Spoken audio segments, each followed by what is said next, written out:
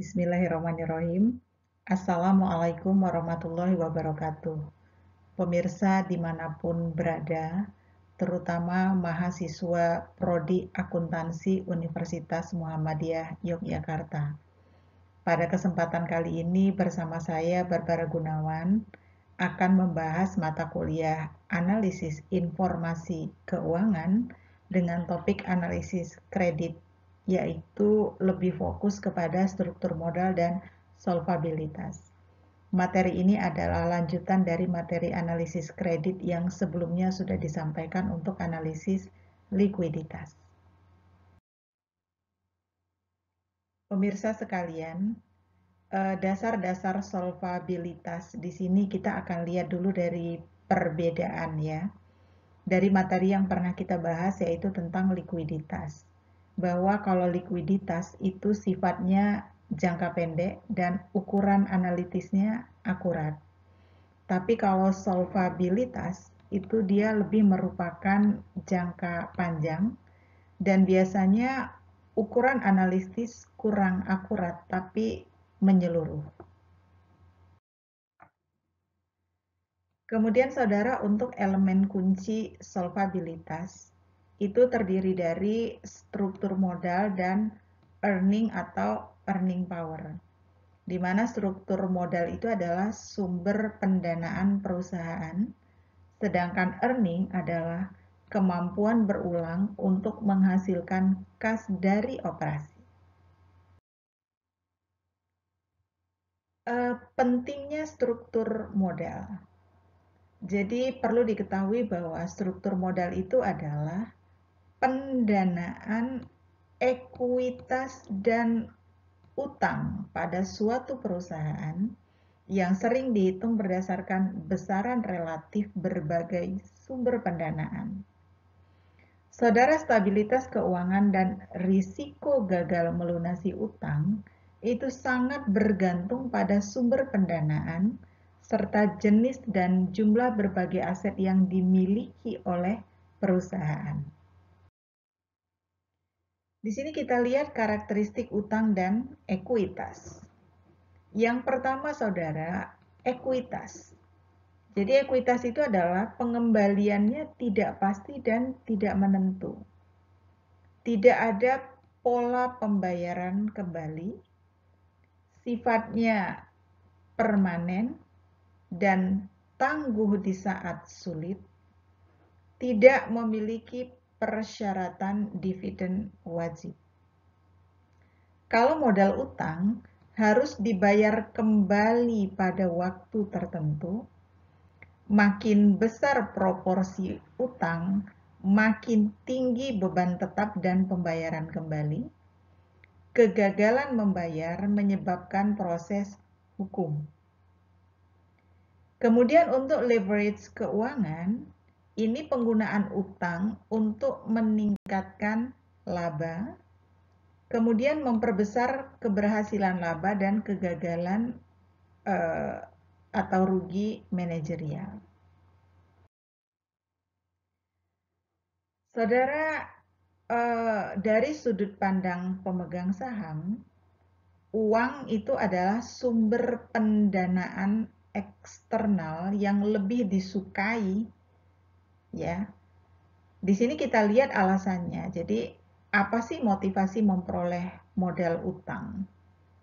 Ya itu tadi ya. Jadi, alasan yang pertama bahwa bunga sebagian besar utang jumlahnya tetap. Jika ada selisih pengembalian, maka akan menjadi keuntungan.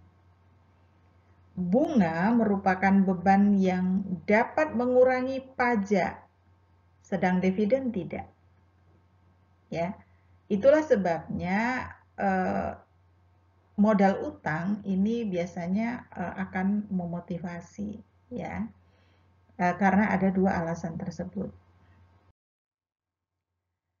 Kemudian untuk konsep leverage keuangan. Jadi konsep leverage keuangan ini mengacu pada jumlah pendanaan utang dalam struktur modal perusahaan dan perusahaan itu menggunakan modal ekuitas sebagai dasar pinjaman untuk mendapatkan kelebihan pengembalian. Kita lihat saudara konsep leverage keuangan, bahwa perusahaan yang memiliki utang dapat berhasil memperdagangkan ekuitas ketika tingkat pengembalian aset melebihi biaya utang setelah pajak. Kemudian yang kedua, perusahaan yang memiliki utang tidak berhasil memperdagangkan ekuitas ketika tingkat pengembalian aset operasi bersih lebih rendah dari biaya utang setelah pajak.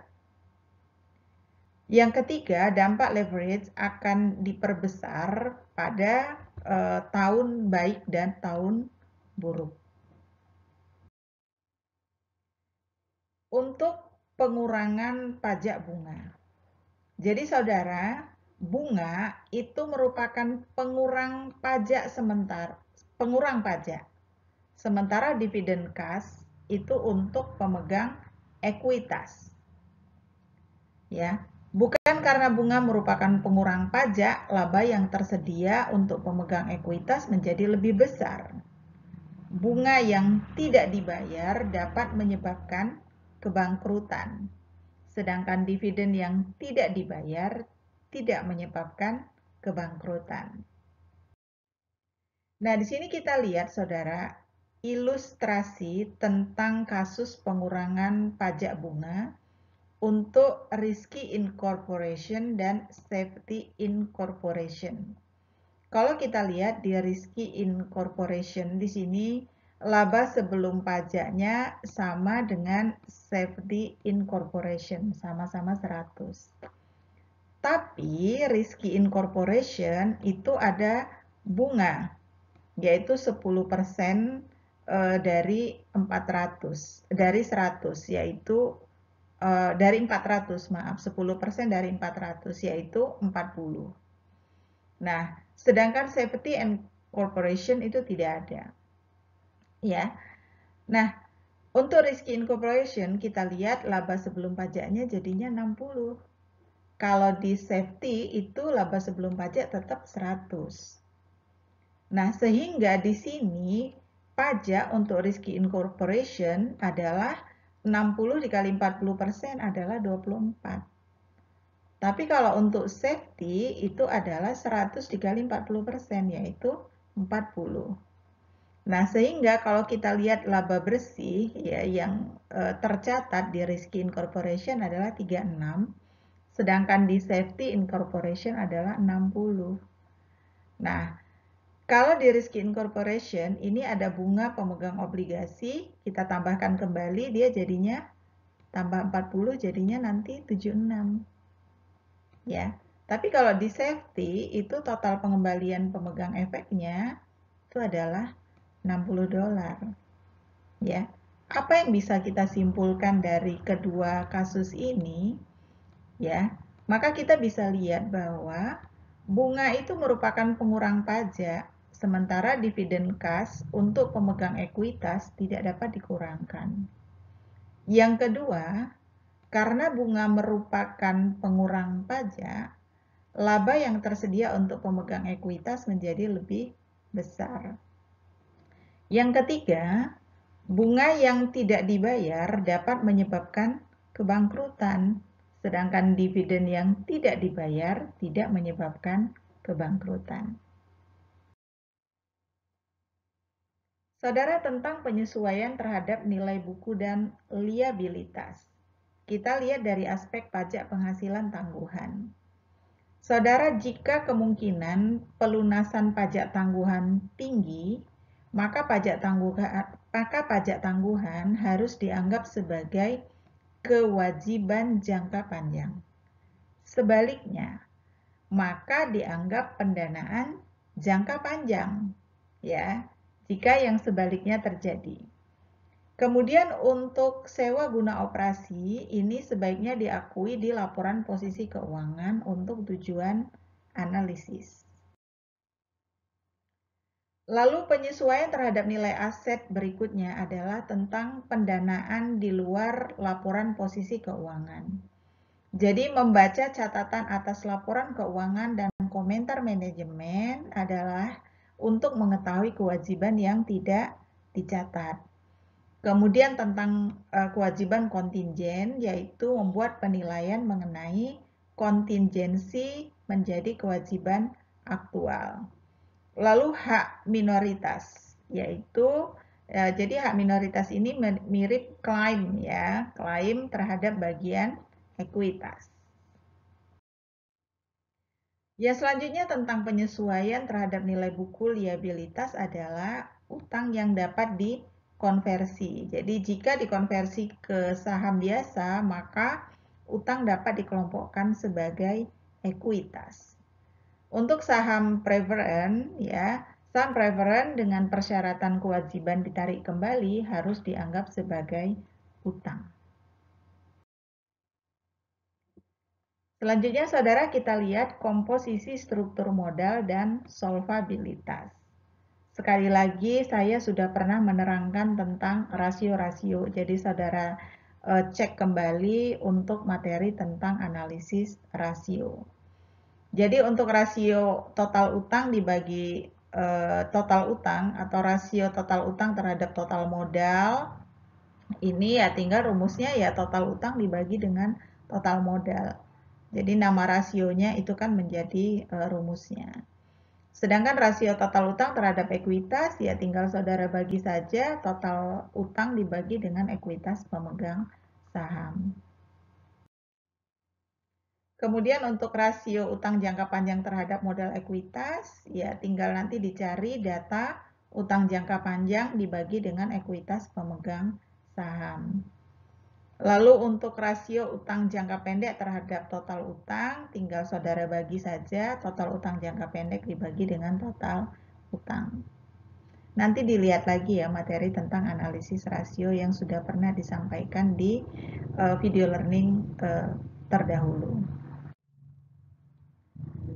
Saudara, kita lihat ukuran solvabilitas berbasis aset.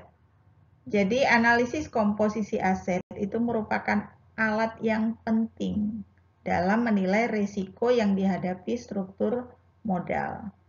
Biasanya dievaluasi menggunakan common size. Ya, saudara juga sudah pernah mendapatkan materi tentang common size. Ya, untuk pemahaman silakan dicek kembali materi tentang analisis common size. Lalu cakupan laba. Jadi saudara, ukuran struktur modal itu digunakan sebagai alat penyaring untuk menentukan apakah risiko struktur modal perusahaan itu memerlukan analisis lebih lanjut. Ya.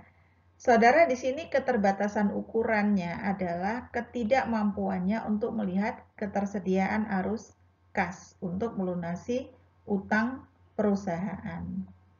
Ya, jadi struktur modal tadi memang dia digunakan alat untuk menentukan besarnya risiko, ya. Nah, setelah misalnya diketahui beresiko, maka tentu akan dilakukan analisis lebih lanjut. Cuman di sini keterbatasannya adalah bahwa tidak diketahui ya tentang ketersediaan arus kas. Bagaimana sih hubungan laba dan beban tetap? Saudara, di sini merupakan bagian dari ukuran cakupan laba yang berfokus pada hubungan antara beban tetap yang terkait utang dengan ketersediaan laba perusahaan untuk melunasi beban tersebut. Nah, sehingga rumusnya adalah laba yang tersedia untuk memenuhi beban dibagi dengan beban tetap. Saudara, untuk menghitung laba yang tersedia untuk beban tetap. Ya. Jadi perbedaan antara pos pendapatan yang tidak menghasilkan arus kas masuk langsung dan beban yang tidak membutuhkan arus kas keluar sangatlah penting. Karena beban tetap dilunasi dengan kas, bukan dengan laba. Saudara, untuk menghitung beban tetap, di sini kita lihat yang A adalah beban yang terjadi, yaitu beban tetap yang timbul akibat utang. Kemudian bunga implisit atas kewajiban sewa guna usaha. Jadi saat sewa dikapitalisasi, bagian bunga pembayaran sewa itu dimasukkan dalam beban bunga pada laporan laba rugi. Kemudian yang C, persyaratan dividen saham preferen anak perusahaan dengan kepemilikan mayoritas. Ini adalah persyaratan dividen saham preferen dibagi dengan 1 min tarif pajak. Kemudian yang D untuk persyaratan pembayaran kembali pokok pinjaman. Lalu E, jaminan untuk membayar beban tetap. Jadi jaminan ini tidak dikonsolidasi atau entitas yang tidak terafiliasi harus ditambahkan pada beban tetap. Kemudian untuk beban tetap lainnya, jadi analisis beban tetap mendalam seharusnya mencakup seluruh kewajiban pembayaran sewa jangka panjang dan terutama jika sewa tersebut adalah sewa yang tidak dapat dibatalkan. Saudara, untuk kepentingan pembahasan, data yang akan kita pakai adalah data laporan laba rugi Computex Corporation. Jadi kalau nanti ada perhitungan-perhitungan, kita akan menggunakan data laporan ini. Saudara, saya selalu mengingatkan saudara untuk membaca buku dan laporan ini terdapat di dalam buku analisis laporan keuangan Subramanyam di halaman 177. Ya, jadi untuk pemahaman lebih lanjut silakan saudara baca buku analisis laporan keuangan dan akan terdapat laporan ini di halaman 177 untuk buku 2 ya. Saudara, untuk menghitung laba terhadap beban tetap. Jadi saudara, rumus untuk menghitung rasio laba terhadap beban tetap yang konvensional dan telah diadopsi oleh SEC adalah yang pertama, laba sebelum pajak dari operasi rutin yang dilambangkan A ditambah dengan beban bunga yang dilambangkan dengan huruf B, kemudian ditambahkan dengan amortisasi beban utang dan diskonto atau premium yang dilambangkan dengan huruf C, lalu ditambah dengan bagian bunga dari beban sewa operasi dilambangkan dengan huruf D di dalam rumus ini ya. Kemudian ditambah dengan persyaratan dividen saham preferen anak perusahaan dengan kepemilikan mayoritas setelah disesuaikan pajak. Lalu ditambah dengan jumlah amortisasi bunga yang sebelumnya dikapitalisasi yang dilambangkan dengan huruf F, lalu dikurangi dengan G, yaitu laba yang belum dibagikan untuk anak perusahaan atau perusahaan afiliasi dengan kepemilikan kurang dari 50% per ya, yaitu H ya, dibagi dengan beban bunga total plus C, yaitu amortisasi beban bunga dan diskonto atau premium. Kemudian ditambah poin D, yaitu bagian bunga dari beban sewa operasi. Kemudian ditambah poin E, yaitu persyaratan dividen saham preferen anak perusahaan dengan kepemilikan mayoritas telah disesuaikan pajak jika ada. Saudara, untuk perhitungan proforma laba terhadap beban tetap. Jadi pada kasus di mana beban tetap yang belum terjadi diakui dalam perhitungan rasio laba terhadap beban tetap, dimungkinkan untuk mengestimasi manfaat saling hapus yang diharapkan dari arus kas masa depan dan memasukkannya ke dalam laba proforma. Kita lihat saudara analisis periode penagihan bunga. Jadi bunga merupakan satu-satunya beban tetap yang memerlukan cakupan laba. Rumusnya adalah laba ditambah beban pajak ditambah beban bunga dibagi dengan beban bunga. Jadi pembilang dalam rasio ini terkadang disebut dengan laba sebelum pajak dan bunga atau disebut dengan EBIT, ya, earning before interest and tax, ya.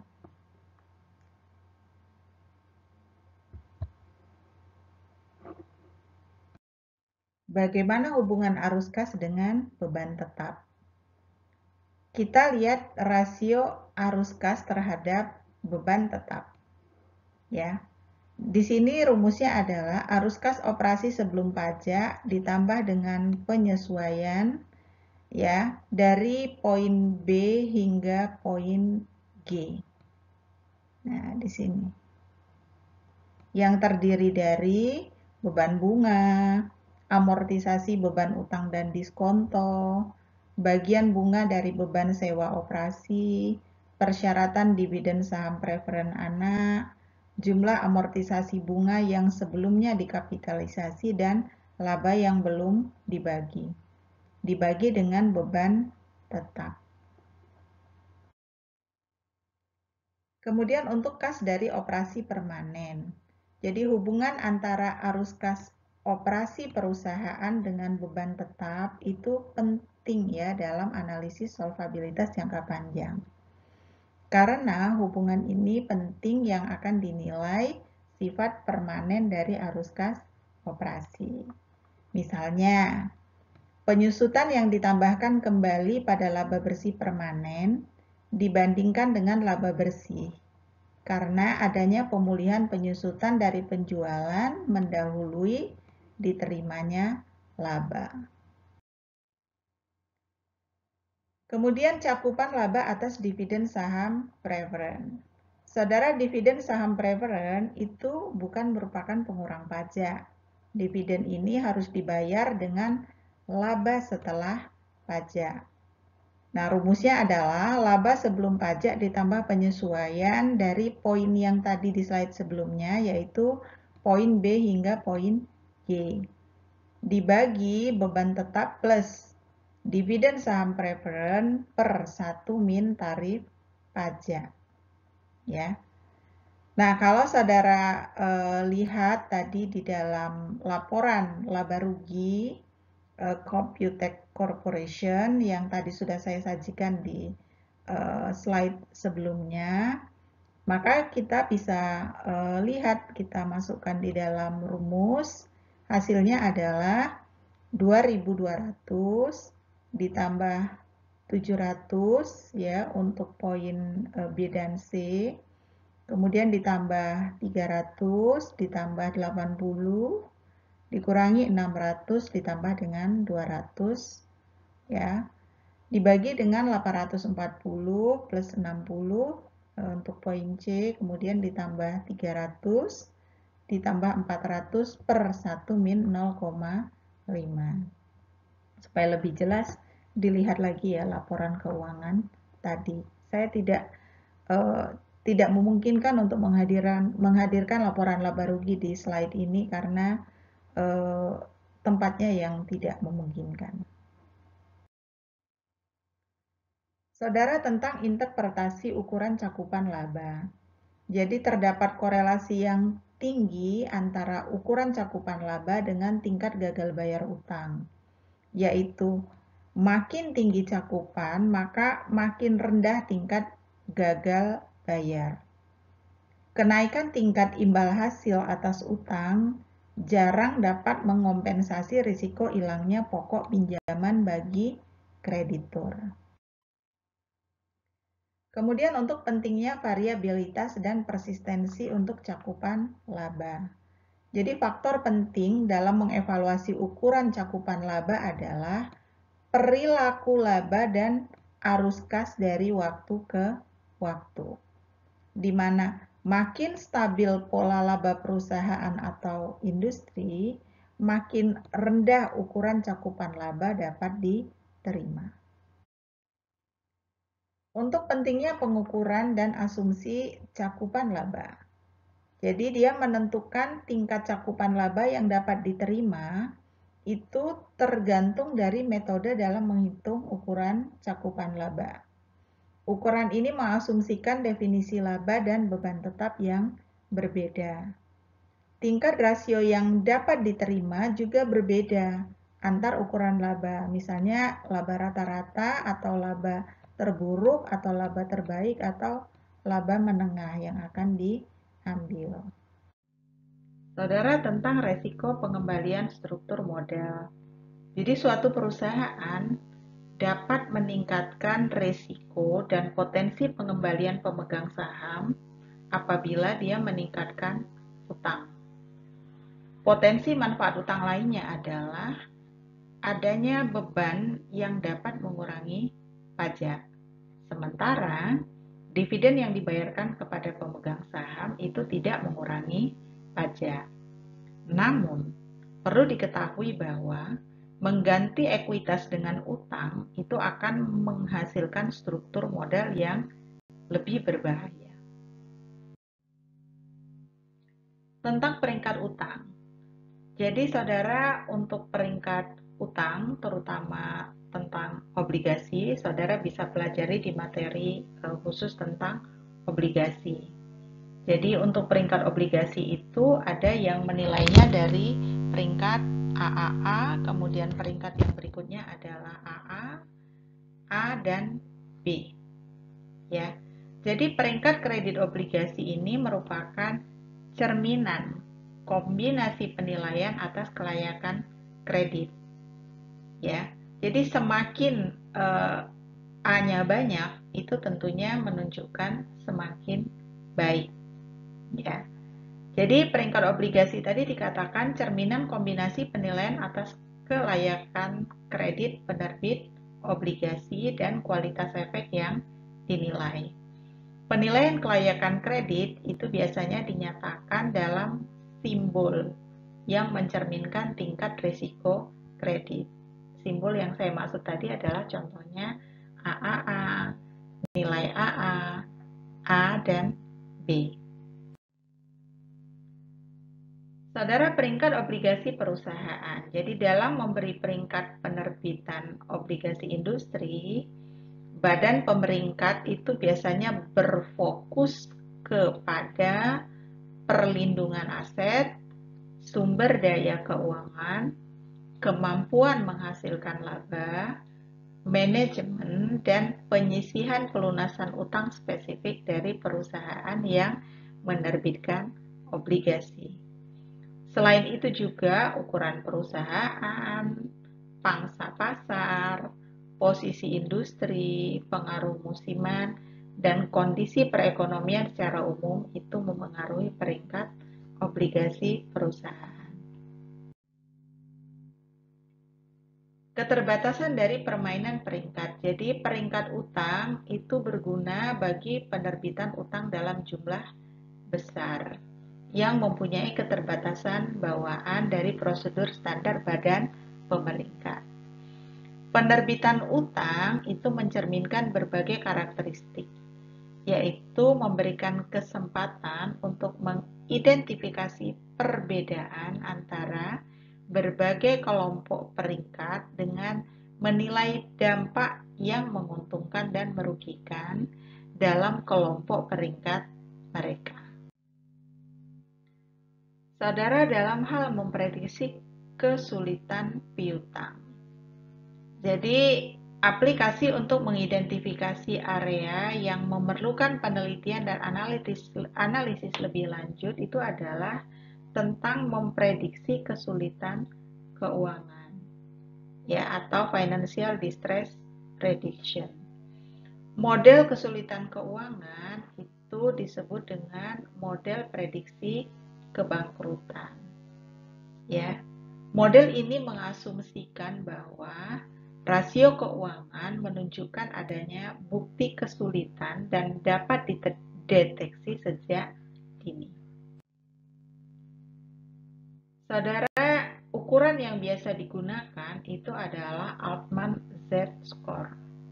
Jadi Altman Z-score ini merupakan model kesulitan keuangan yang paling sering dipakai dan terkenal. Jadi dia menggunakan teknik statistik untuk menghasilkan alat prediksi yang merupakan fungsi linier dari beberapa variabel penjelas. Altman Z-score ini digunakan untuk menggolongkan atau memprediksi kemungkinan bangkrut atau tidaknya suatu perusahaan.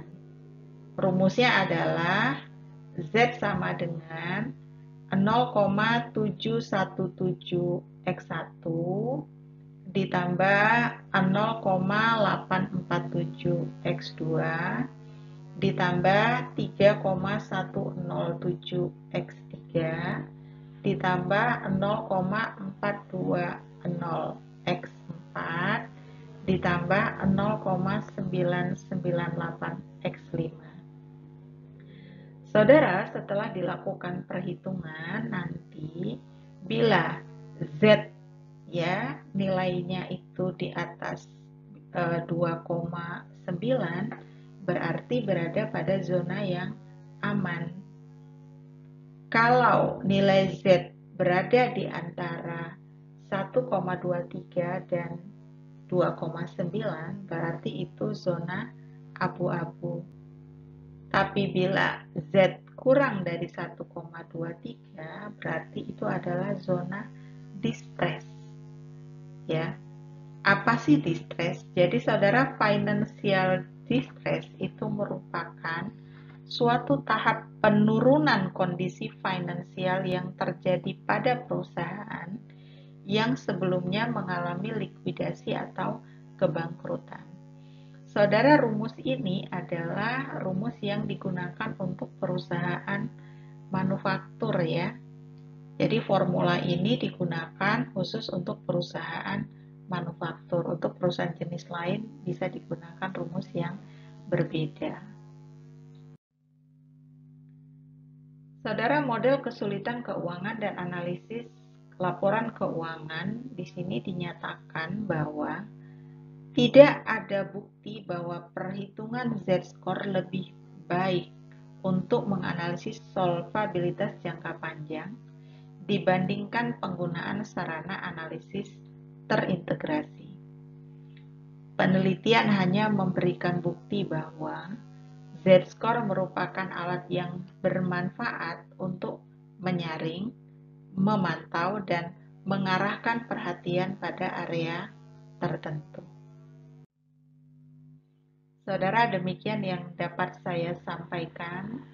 Sekali lagi, pemahaman yang lebih baik bisa saudara dapatkan dengan cara membaca buku referensi yang sudah direkomendasikan sejak awal, yaitu Analisis Laporan Keuangan KR Subramanyam. Demikian saudara, selamat belajar, tetap sehat, tetap semangat. Wassalamualaikum warahmatullahi wabarakatuh.